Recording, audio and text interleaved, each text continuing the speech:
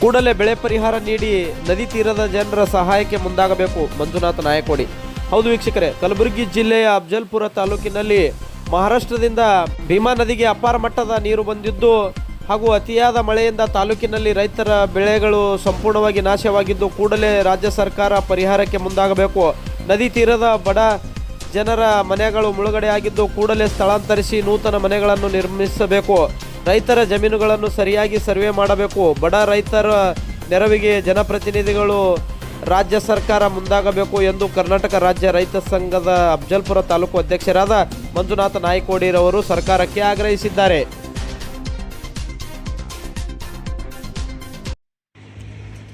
ಇವತ್ತು ಕರ್ನಾಟಕ ರಾಜ್ಯ ರೈತ ಸಂಘ ಹಾಗೂ ಮಂಜುನಾಥ ನಾಯಕೋಡಿ ಮತ್ತು ಉಚ್ಚಾರ ಗ್ರಾಮ ಘಟಕದ ರೈತ ಘಟಕ ಅಧ್ಯಕ್ಷರಾಗಿರ್ತಕ್ಕಂಥ ಹುಚ್ಚಪ್ಪನಾದವರು ನಾವು ಕೂಡಿ ಉಡ್ಚಾನ ಗ್ರಾಮಕ್ಕೆ ವಿಸಿಟ್ ಮಾಡಿದಾಗ ಇವತ್ತು ಮಹಾರಾಷ್ಟ್ರದ ಅತಿ ಹೆಚ್ಚು ಮಳೆ ಆಗುತ್ತಿರುವುದರಿಂದ ಇವತ್ತು ಇಲ್ಲಿ ಏನು ಸಮಸ್ಯೆ ಆಗ್ತದೆ ಅಂದರೆ ಈ ಭೀಮಾ ನದಿಯ ತಟದಲ್ಲಿರ್ತಕ್ಕಂಥ ಹಲವಾರು ಹಳ್ಳಿಗಳು ಇವತ್ತು ಶೇಷಗಿರಿ ಆಗಿರ್ಬೋದು, ಮುಣದಾಗಿರ್ಬೋದು, ಕುಡುಗನೂರು, ಶಿವೂರು, ಉಡ್ಚಾನ್ ಗ್ರಾಮದ ಸುತ್ತಮುತ್ತಲೂ ನೀರು ಬಂದ್ರೂ ಕೂಡ ಇಲ್ಲಿ ಜನಪ್ರತಿನಿಧಿಗಳು ಎಲ್ಲಿದ್ದಾರೋ ಏನು ಮಾಡ್ತಾ ಇದ್ದಾರೋ ಗೊತ್ತಿಲ್ಲ.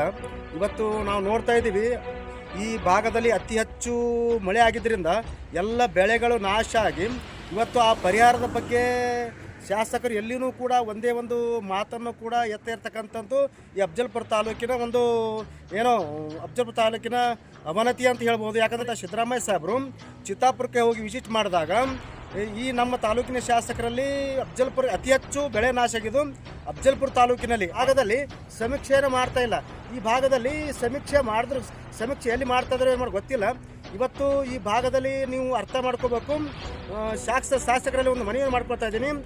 ಈ ಭೀಮಾ ನದಿಯ ತಟದಲ್ಲಿ ನಿಮ್ಮ ಸುಪುತ್ರ ಆಗಿರ್ಬೋದು, ನೀವು ಆಗಿರ್ಬೋದು, ಯಾರೇ ಆಗಿರ್ಬೋದು, ಆದಷ್ಟು ಬೇಗನೆ ಈ ಭಾಗದಲ್ಲಿ ನೀವು ಬಂದು ಏನು ಸಮಸ್ಯೆ ಆಗ್ತಾ ಇದೆ, ಎಷ್ಟು ಬೆಳೆ ಹಾನಿಯಾಗಿದೆ, ಎಷ್ಟು ಗ್ರಾಮಗಳ ಮುಳುಗಡೆ ಆಗಿವೆ, ಎಷ್ಟು ಮನೆಗಳ ಮುಳುಗಡೆ ಆಗಿವೆ ಅನ್ನೋದು ಅರ್ಥ ಮಾಡಿಕೊಂಡು ಈ ಭಾಗದಲ್ಲಿ ಸಮಸ್ಯೆಯನ್ನು ಬಗೆಹರಿಸದೇ ಇದ್ದಂಥ ಸಂದರ್ಭದಲ್ಲಿ ಕರ್ನಾಟಕ ರಾಜ್ಯ ರೈತ ಸಂಘದ ವತಿಯಿಂದ ಮತ್ತು ಗ್ರಾಮಸ್ಥರ ವತಿಯಿಂದ ನಾವು ಉಗ್ರವಾದ ಹೋರಾಟವನ್ನು ಮಾಡಬೇಕಾಗುತ್ತದೆ. ತಮ್ಮ ವಿರುದ್ಧವನ್ನು ಮಾತುಗಳನ್ನು ನಾನು ಖಡಾಖಂಡಿತವಾಗಿ ಹೇಳ್ತಾ ಇದ್ದೀನಿ.